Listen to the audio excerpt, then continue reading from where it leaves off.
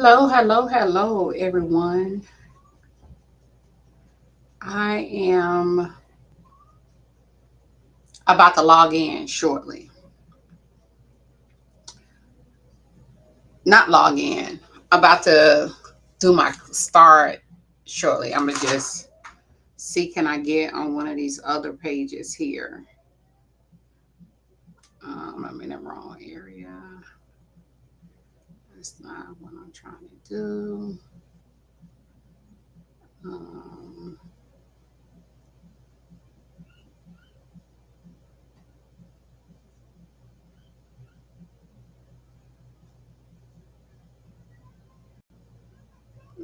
okay.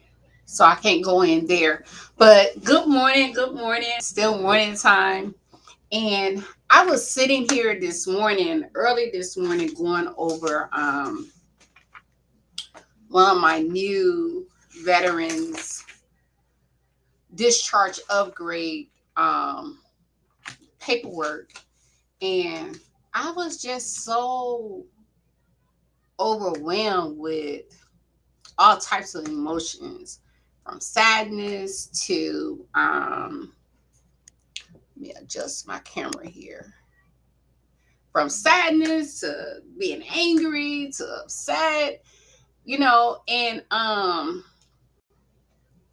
and I realized I was like, okay then, God, I really need to get out here and communicate to the world, to my audience or someone who might be coming across my page. But let me give an introduction. I am Coach Marsha Martin, and I am the executive director and founder of You Are Still a Veteran, which is an organization that I believe that God gifted me as an outlet to be able to assist not just some veterans, but all veterans, regardless of character of discharge. And why that particular demographic of veterans? It's because they're really not getting the assistance that they need, right? And so I believe I'm a firm believer that if it's a problem and if it's placed in my lap, I'm telling you, I have been equipped to have a solution to the problem. And what I've done is it was a problem and I'm the solution, right? And so let's dig into this. I got a few notes. I'm always gonna get some notes so I can make sure that I'm staying on track, right? And I was thinking about denied, discharged, but not done. Denied, discharged, but not done. And if your discharge doesn't reflect your story, it's time to reclaim your narrative and your benefits. I'm going to repeat that.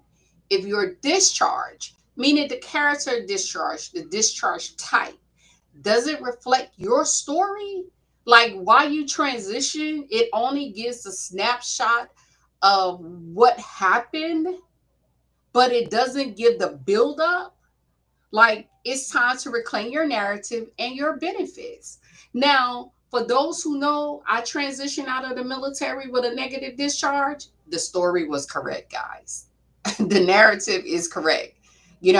So I'm not fighting for me, but who I am fighting for are those who has a story accompanied with that was missed in the process of them transitioning out of the military.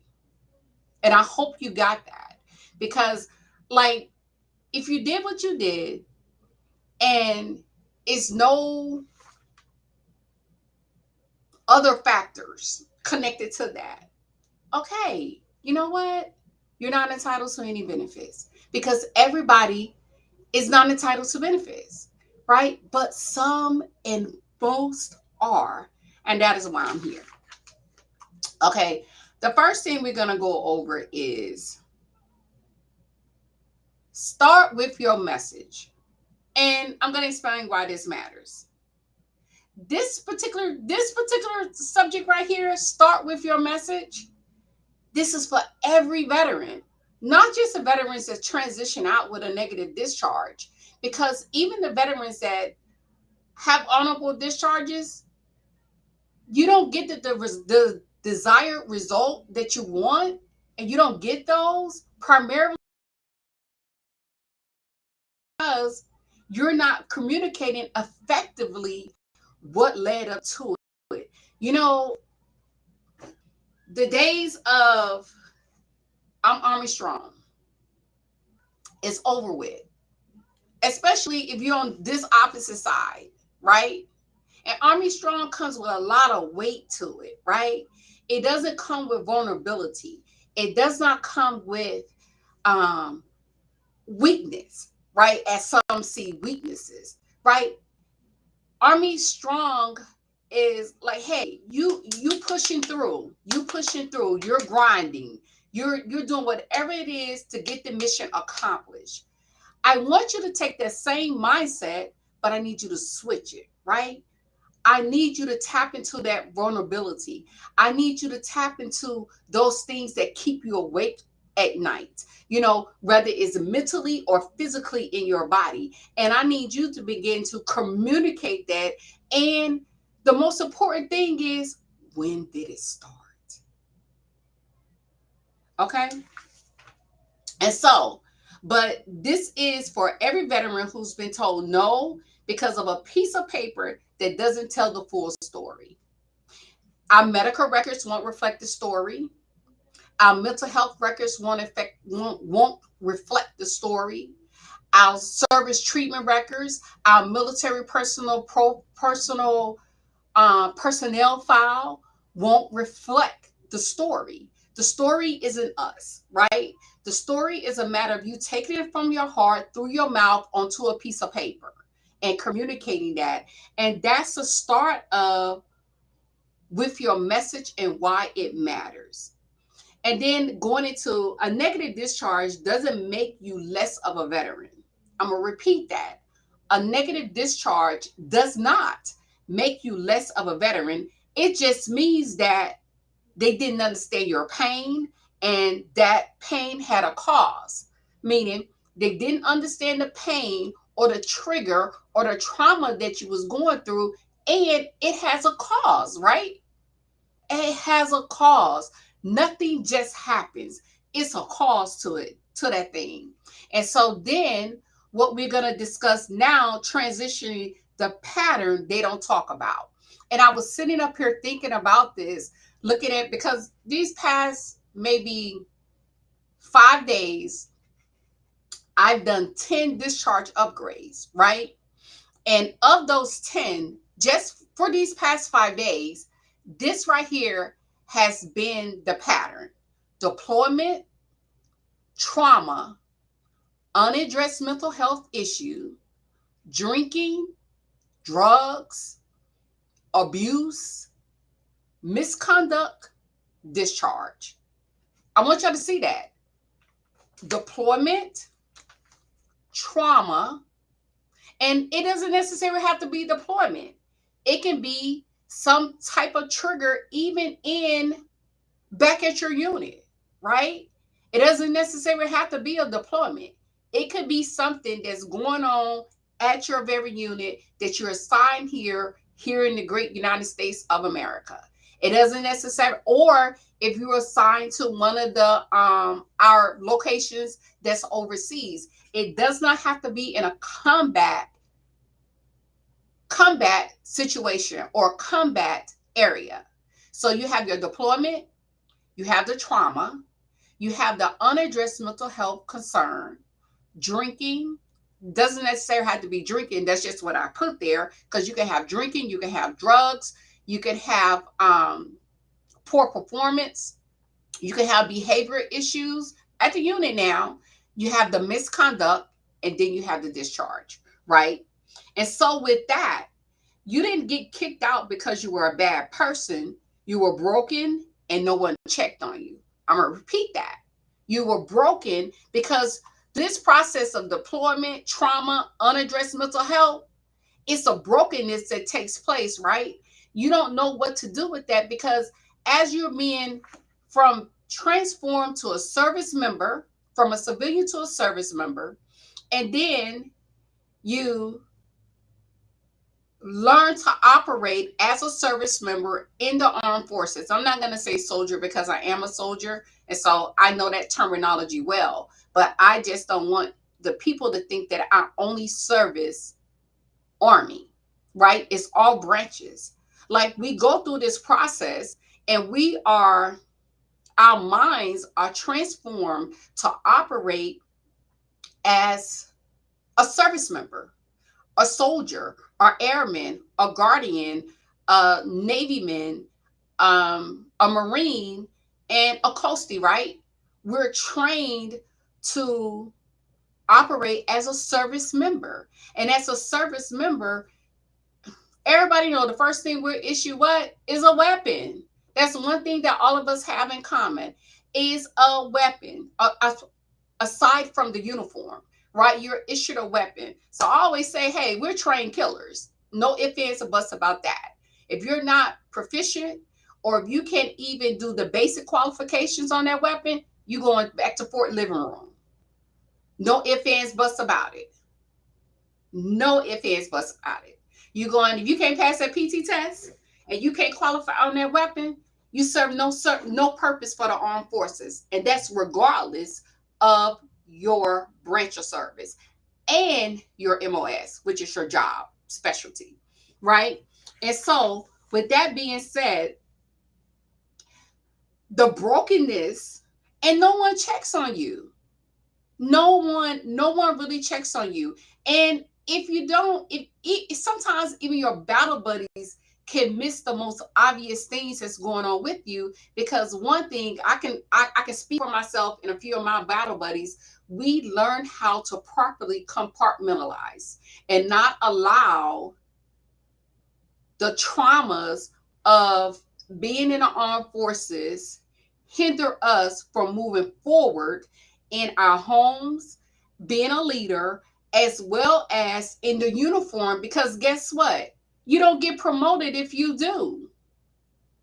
That very clearance you have, you work your tail off for to keep your credit done. The jobs that you get, guess what, baby? That's gone. The very minute you get to complaining about what's going on with you mentally and or physically, right?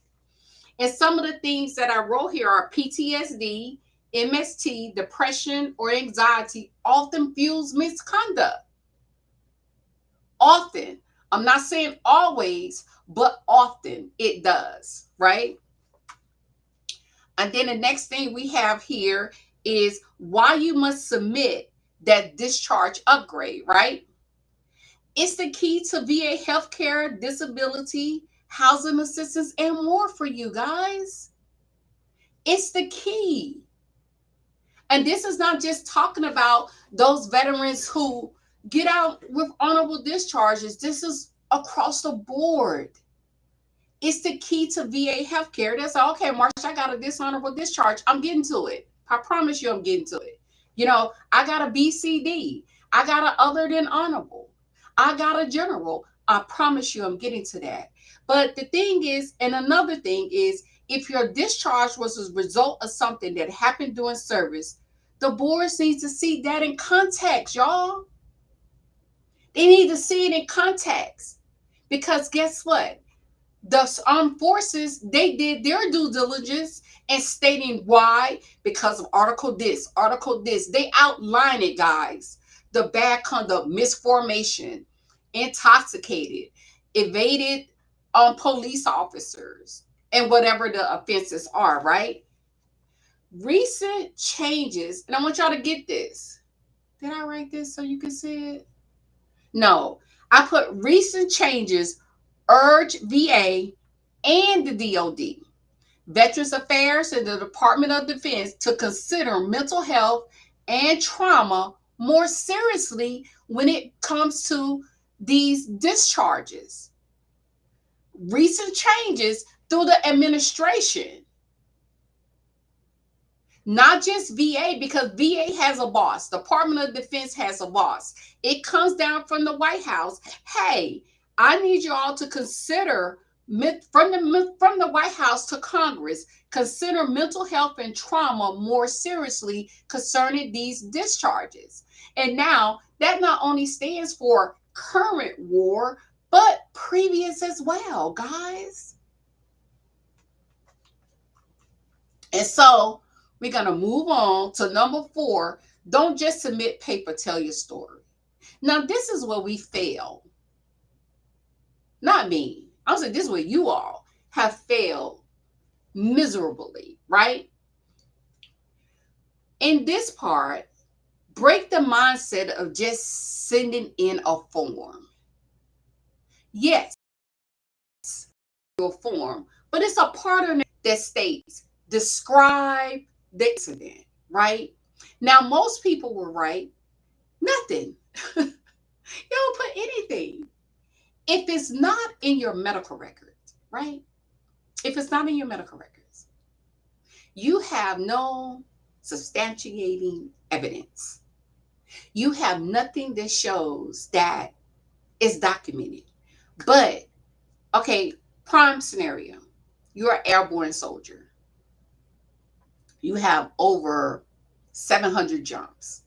Your knees are busted, your ankles is busted. You have a lower back issues, your hips all jacked up.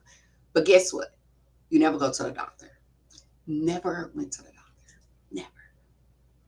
You went because you had no other choice because you broke your wrist. And you broke your wrist because you jumped out of the aircraft, ended up in the trees, had to try to cut yourself down, tried to break your fall, bam, you shattered your wrist, right? On your dominant hand, right? So that's the only documentation that they have because that's the only thing you went and was seen for. However, now this is where it comes in. This is when you have to be creative because you have to then create. You have to show them because they can see they're not going to go see you have over 750 jumps. What that means to them, you was good because when they go pull them service treatment records, the STRs, they don't see anything. Anything that states that you all busted up, right? Nothing. Nothing. They don't care about your PT test. If you went from maxing your PT test to barely passing, they don't care about that. That's not their job, right? To care. Their job is to go off of the information that has been provided to them to make a sound decision, to be able to forward your documentation for further examination to be considered for service connected disability. And then what happens, they forward your information to one of the 3 organizations, LHI, VES, or QTC, to be able to be assigned to someone that's in a physician that's in their network to be able to determine off of the DBQ if you are eligible and what percentages that you are eligible for, right? And so with that, it's so important to not just submit a form. Build a narrative, right? And this is what I want you all to do. Service timeline. When symptoms started. Behavior changes. Connection to service and post-service efforts, guys. It's so important, even if it's in your medical records, right? So what I would recommend, you submit it, it's in your medical records, tell them what page it's on in the medical records, submit those excerpts from your records. Give a brief description because just in case we don't want to submit it all at one time, right? That should be sufficient enough with you communicating to your doctor and at the CMP exam was over there in the 38 CFR, right? Because you're going to these appointments equipped as if you were going to a promotion board, soldier of the month, soldier of the quarter, soldier of the year board, right? And then what happens is that after you do that, right, then we're going to move on to number 5 because that's a good basis, y'all. I'm giving y'all free game here. This is the basis, right? And any good leader, this is what they would do, right? So then we're going to go on over to for disability claims strategy over submission. For disability, I'm telling you all, it's strategy over just submitting the paperwork. I'm getting excited because this is my lane. This is what I love, right? So the VA doesn't just need to know what's wrong. They need to know how it connects to service. How did it connect to your time in service? Well, Marsha, that was so many years ago. Baby, you better tap into the memories. Just start talking. Whoever your service connect, whoever your VSR is, VSO, the person that's helping you walk through this process of getting service connected, they need to know how it connects to service so they can be able to help you pull it out, put it on this paper so you can have it for notes and communicate back over there to that CMP examiner and your primary care physician or your um specialty doctor, right? It all matters and it all connects, right? Then don't shotgun your claim. Target it, build it. Stop giving one word answers. Target what it is that you're claiming. Build it out. And stop shotgunning because that is why you're getting the results that you're receiving now, right? It might sound like I'm fussing a little bit. My voice is getting a little bit elevated. It's because I'm passionate and I'm serious about this. And I want you to win in this specific area of your life, right? And then use buddy statements, medical evidence, service records, and clear timelines. Well, Marsha, I don't remember the day. That's okay. From month to month, you can go look at your DD 214. Your DD 214, depending on how long you was in, will tell you different little things if you don't know. I know that I spent 3 years of my 9 years in a foreign country. When I go down here and I look at my decorations, I look at my military education, I found my ERB, it breaks down from here to here is when you was here. That's important. That's why you need to make sure those records are up to date. I don't know what they call it now, but when I was in, it was called the ERB. I didn't learn anything from my leaders. Hey, make sure your records, make sure that ERB is up to date because it matters. It's a snapshot of your career. If you got that I Love Me book that got all your orders, everything that you've done, get that. Take it to that veteran service representative so he or she can be able to do their due diligence in assisting you in submitting your claim, guys, because dates matter when you're trying and attempting to submit a solid claim. And remember, strategy over submission. Okay. And okay. And so this last one, then I'm going to get ready to close and get out of your hairs, right? Submit the discharge upgrade. And that's going to be on a DD form 293 or a 149, depending on your branch, right? That's a DD form 293 or a DD form 149. And it's so important to submit your claim right. And don't tell yourself no, let them tell you no. But you're going to have to fight, guys. You're going to have to be like, okay, then give us you somebody, sit down, write out, do that same timeline. Be like, hey, this is what occurred. And I'm asking you, would you consider or reconsider because of the evidence that you thought about and you believe that you were unfairly treated? Like, I got a veteran here. Like, I'm telling you, y'all, he came back from deployment. When is this? October 91. No, April 91. July 91. Driving drunk. Pulled over into the thing because the police pulled the MPs, pulled them over, took off. I mean, a whole scenario, right? A whole entire scenario where he couldn't. No, it didn't even start there. This was the final thing. Misformation. Article 15 for one misformation. One misformation.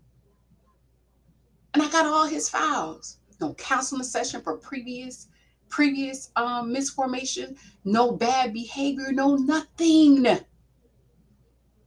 Article 15, 14 days for one misformation.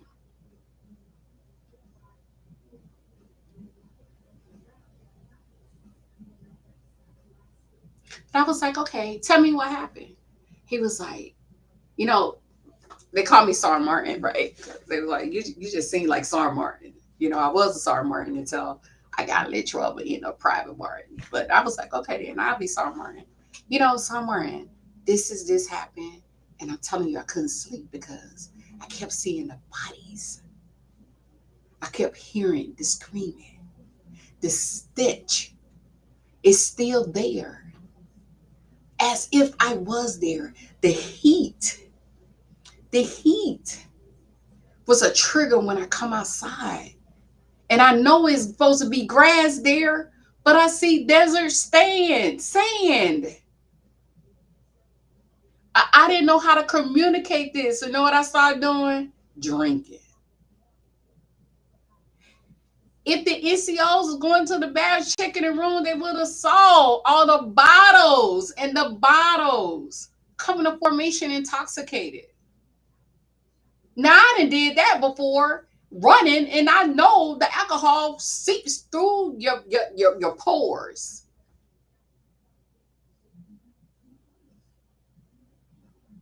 But it was ignored, right?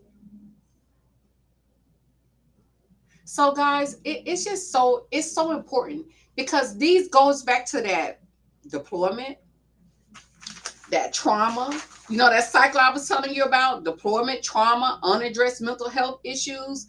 Then he was like, well, it was time for me. I was being looked at for specialists because my time and grade was there. I was getting ready to go to the Soldier of the Month board. So I didn't want to say anything. And this is before I even communicated to him about anything. I didn't want to mess up my chances for promotion. I was tracking. And then as a result, like it just went downhill from then because he was like, I just needed something to drink. So I was going to get something to drink. Then they suspended and revoked his license so he couldn't drive on base, right? So, and then I was drinking and driving. Got caught. Ran the red light, swerving. They had to come get him out the barracks because he eluded. And then by this time, the cuss his superiors out. A model soldier in a course of 5 months, 5 months, became the black sheep of his unit. 5 months, guys. 5 months. 5 months. 5 months. Career destroyed. And so this is why I say, because it's a contributing factor.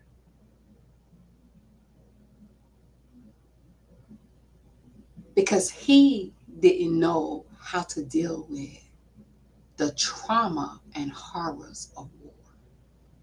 Because he didn't know how to silence the voices. Because he didn't have anyone to talk to, guys. He was scared because he wanted to get promoted. And I know that's not everybody's story. It's not everybody's story. Some people know how to navigate fine and can maneuver fine, but everybody's not built like you. That's the uniqueness about us, right? That's the uniqueness about us.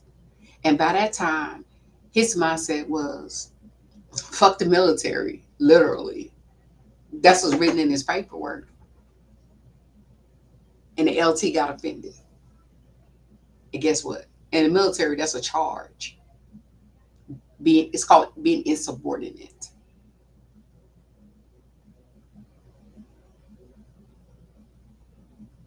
So I share that with you all. I hope you got something out of it. Now, if you know a veteran who is in this situation, or a veteran that not just a negative discharge, but a veteran that is in need of assistance or just a little guidance, like, hey, Marsha, what strategy should I use here? I would ask that book a session, book a consultation, right?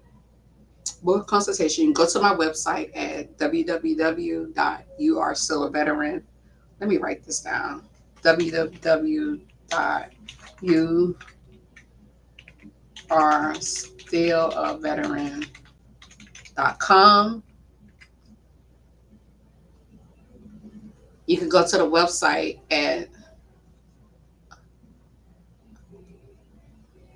www.you'restillaveteran.com, or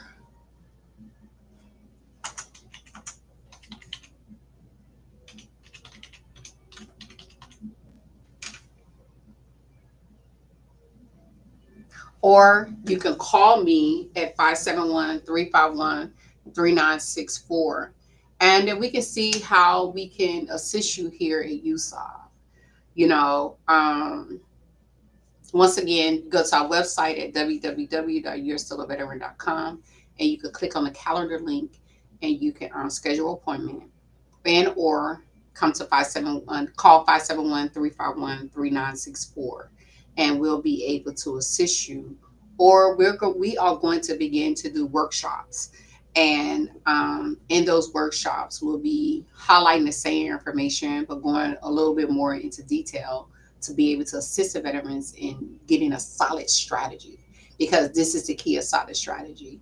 And I just want you to know that, I believe in you, but the key thing is I need you to believe in yourself and know that it is organizations out here that's willing to assist you. Now, if you've gone to organizations and they're not willing to assist you, reach out to us at www.you'restillaveteran.com, or call us at 571-351-3964, and someone, I promise you, will get with you to be able to assist you with this process. And so if this is your story or close to it, don't sit in silence. Don't suffer in silence. Don't suffer in silence. And I even heard, like, even in the finance community, I don't know why, but we just had a finance soldier last week commit suicide. Don't know the details, really don't care about the details, but reach out to someone, guys, because it is help. A couple of months ago, a Navy veteran, I think it was Navy or Coast Guard, shot himself right there in San Antonio at Audie Murphy VA, right in the door, because he had been talking to the doctor, but they ignored him, right? From what is communicated on the social media. The media, not just social media, but the news media reported. But no one, no one, it is a disease, right?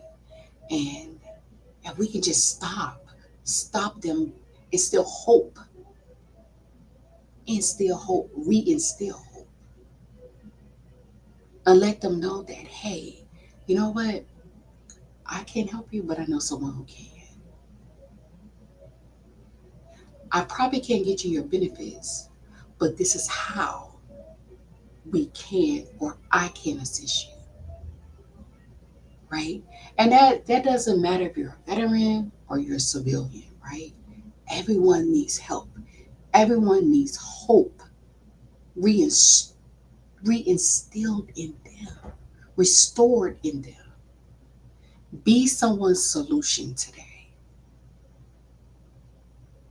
Be someone's solution. Show them how. Put aside your personal biases. I put aside my personal biases to do what I do, right? Because somebody put aside their personal biases to assist me, y'all.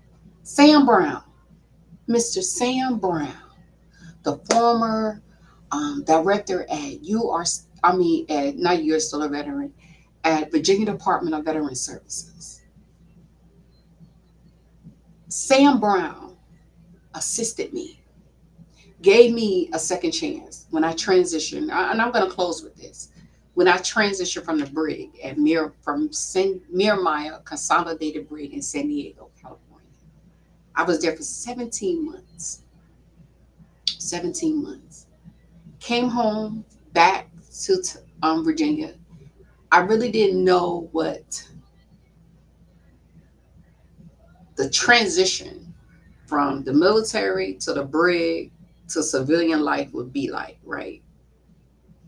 And then on top of that, now I'm a convicted felon. So civilian life from the brig as a convicted felon. And I tell y'all, it was the hardest time. It was the hardest time for me. And I tell people that I would rather have gone to war than be a convicted felon in the United States of America. And I meant that. Because I was prepared for war, guys. The Army prepared me, even to be a prisoner of war. Even in my mind, was prepared to die for my country because I had convinced myself that if I can do all I can do to keep them from coming to America again, to harm potentially my family, because I have family that live in New York, right? I have family that worked in the city. So in my mind, I have friends and family that worked at the Pentagon.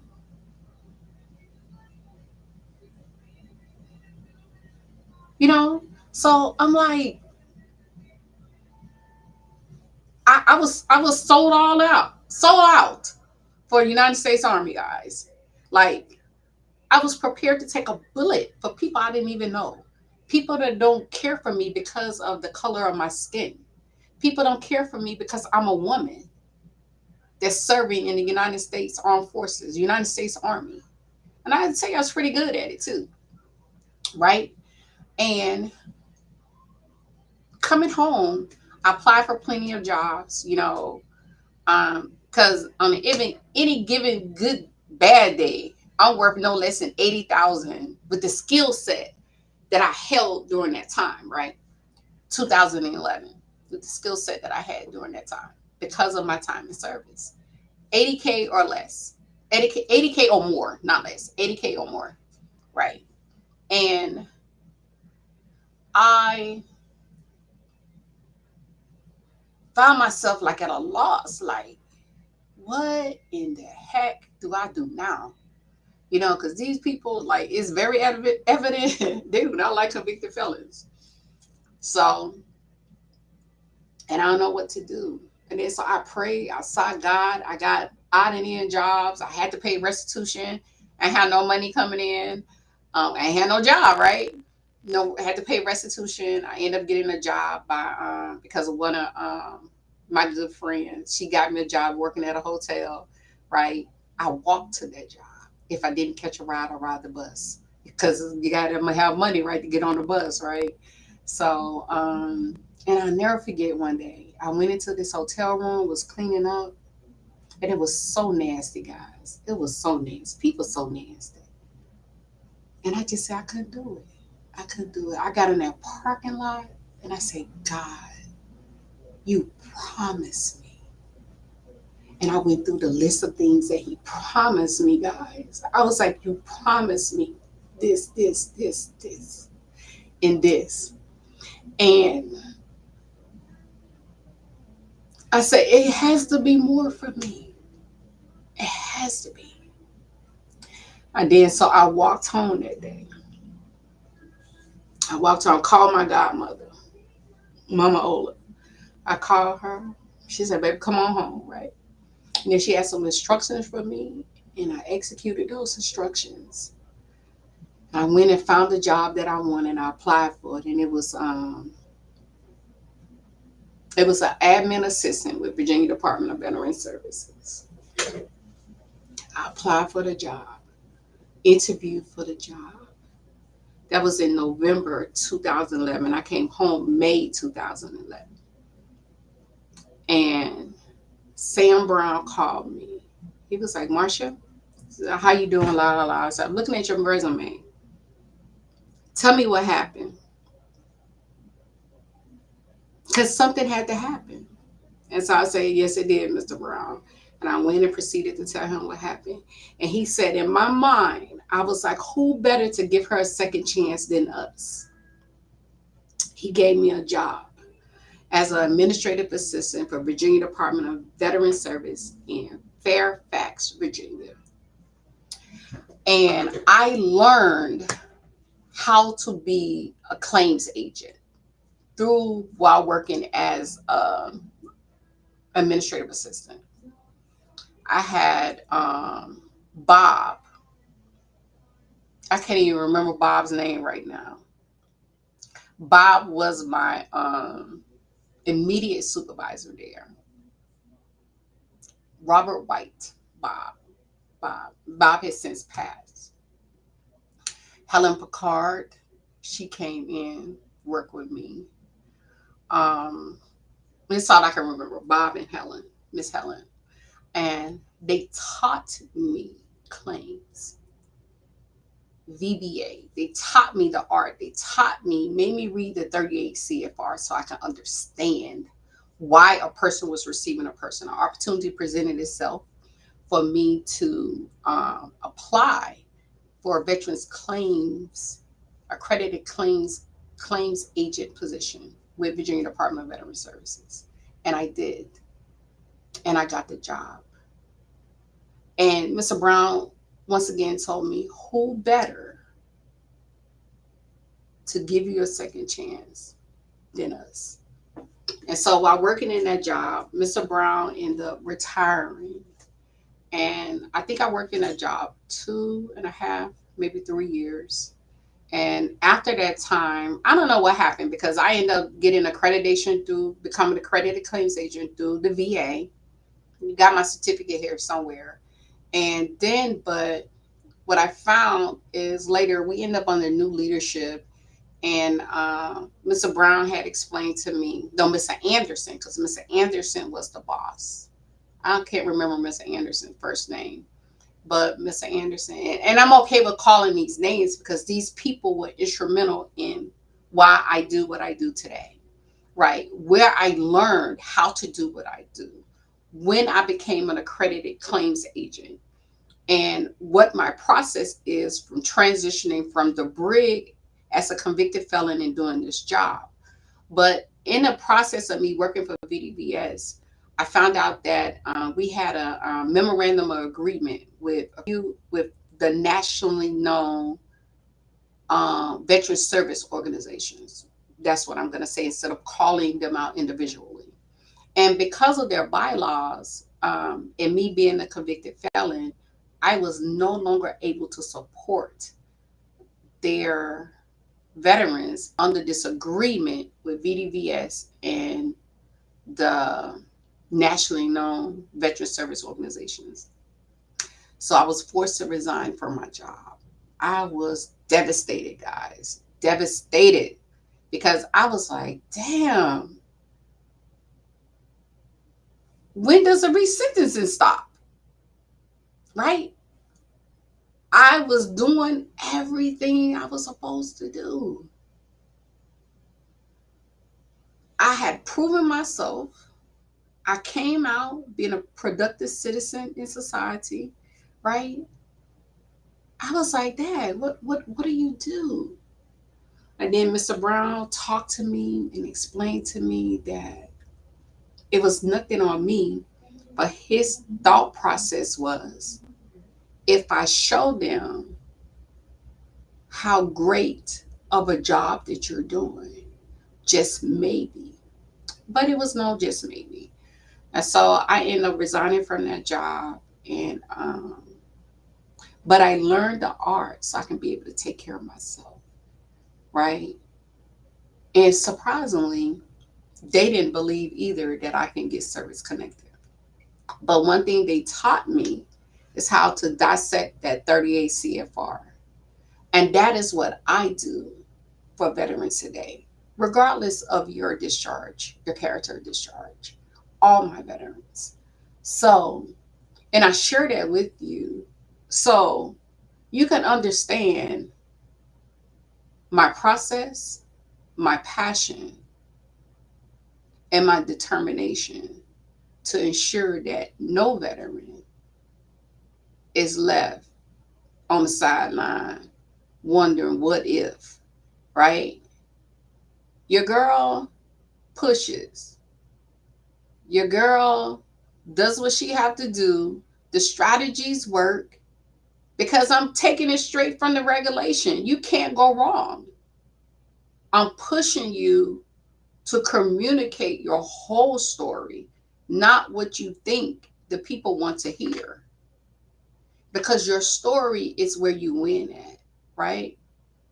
And so, with that being said, I'm gonna get off here. I'm glad I didn't have no eyelashes or mascara on today because I've been and have like coon eyes. I've been messing around and had coon eyes today. But once again, I'm gonna leave you all. I left intentionally left my email address and the phone number up here to the office. If you are here locally in Killeen, Texas area, you can come to the office at 2303 South Fort Hood Street, Building 1 here in Killeen, Texas. And we take walk-ins too. So, but with that being said, y'all have a great day on purpose. Be blessed.